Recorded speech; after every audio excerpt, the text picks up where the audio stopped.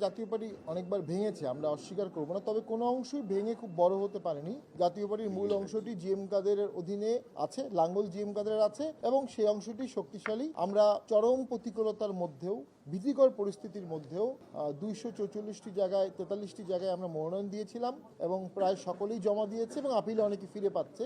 আমরা একটা বৃহৎ দলে পরিণত হয়েছি। দেশে বর্তমানে আমরা বলবো কিছুটা বিএনপি জামাতের সরকার বিদ্যমান, কারণ তাদের লিস্ট অনুযায়ী প্রশাসন সাজানো হয়েছে। সেখান থেকে নিরপেক্ষতার সরকার, নিরপেক্ষতার প্রশাসন তো দেখাতে হবে, নির্বাচন কমিশনকেই দেখাতে হবে।